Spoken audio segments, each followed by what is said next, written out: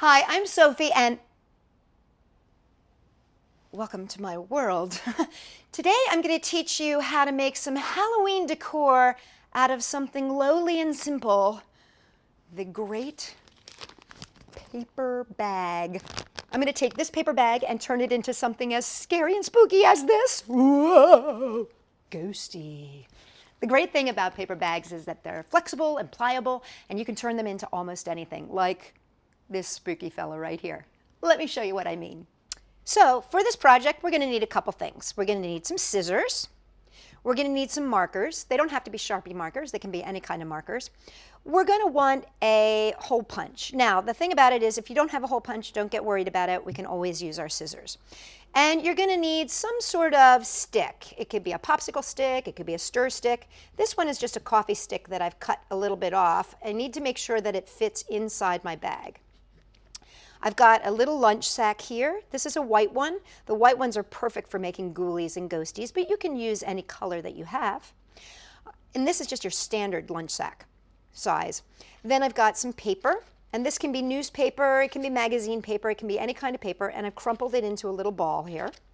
You're going to need some yarn or string or even monofilament, whatever you've got that you can use to tie something off.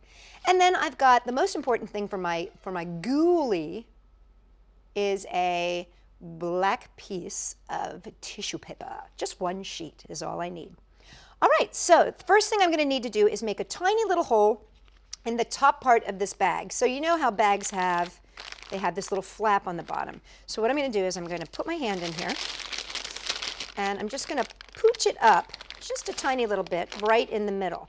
This is where I'm going to use my hole punch. Now if you don't have your hole punch, you can just use little scissors and make a snip, snip notch. But if you have your hole punch, then you can just take your hole punch, put it right there halfway, and give it a little snip.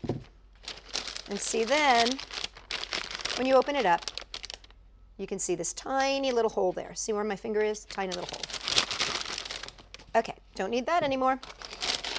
Now I'm going to measure out some yarn. Now I'm going to want him to be able to hang pretty low, so I'm going to give him about 3-4 feet and snip. Now I'm just going to tie this to my popsicle stick right in the middle. I'm just going to bloot and a bloot. Now if you have some tape on hand or a little drop of glue, you can put it on here just to secure it, but it should be pretty tight and safe. Okay. Now what I'm going to do is take this end, the free end of my yarn, and I'm just going to feed it through that little hole right there in my paper bag. Oops, let's not take the pens with us. And I'm just going to pull until, kind of like I'm fishing, I'm going to pull until the stick is right up against the top here. I don't know if you can see in there, but that stick is in there. Now what I'm going to do is I'm just going to take this ball of paper and toss it in there, just right in there. I'm going to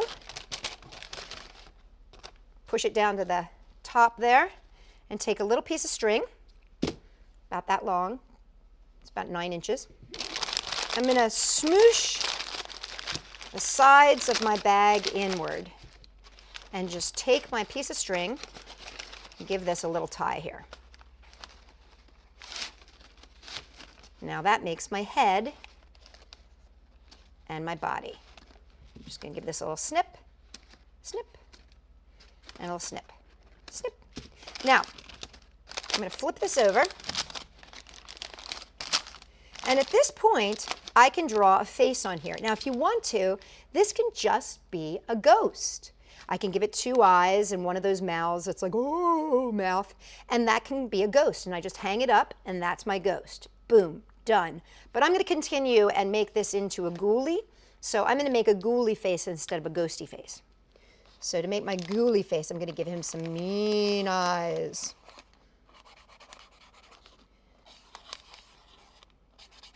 And to make my eyes mean, what I'm going to do is I'm going to give him those eyebrows that go down.